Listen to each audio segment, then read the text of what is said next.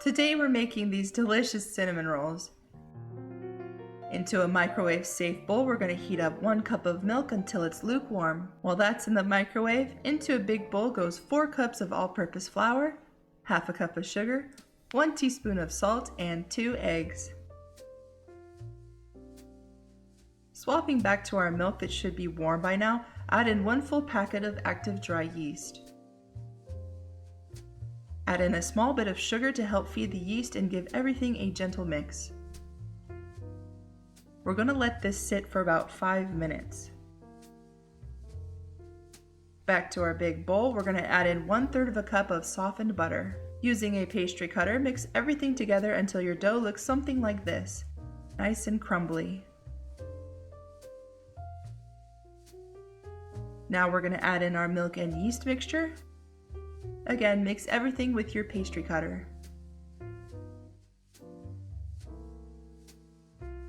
Flour your work surface so your dough doesn't stick to it and toss it down like so. Sprinkle a little flour on top so the dough doesn't immediately stick to your fingers. We're going to knead our dough for about 5 minutes. After kneading the dough, we're going to let it rest for 1 hour covered. While our cinnamon rolls are resting, we're going to work on the filling. To a bowl, we're going to add in 1/3 of a cup of softened butter, 1 cup of brown sugar, and 3 tablespoons of cinnamon. Give everything a good mix and then set that aside. It's been a full hour and our dough looks happy. Onto a floured surface, we're going to knead our dough while adding a little bit of flour to it, just enough so our dough won't stick to our fingers or our rolling pin. Roll out your dough to about a 16 by 12 inch rectangle.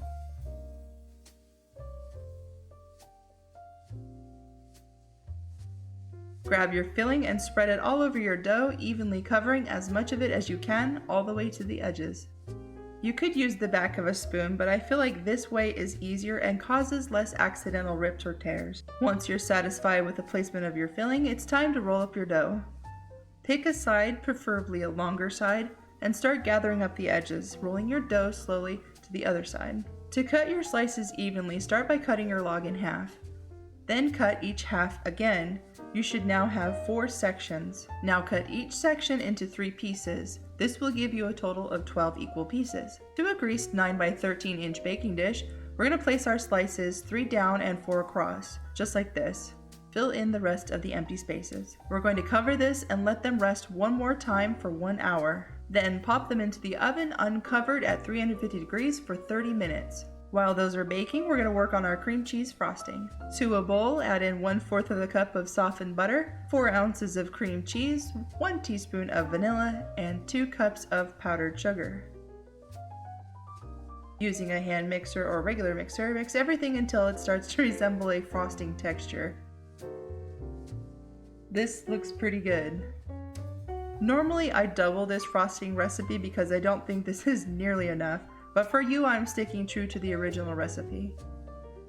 Normally this container would be completely full, plus a little bit extra. Here they are, looking fabulous.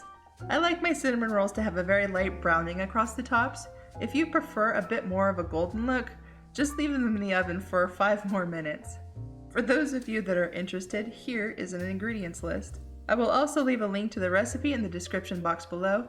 Thanks for watching, and if you like this video and would like to see more, please like and subscribe to my channel.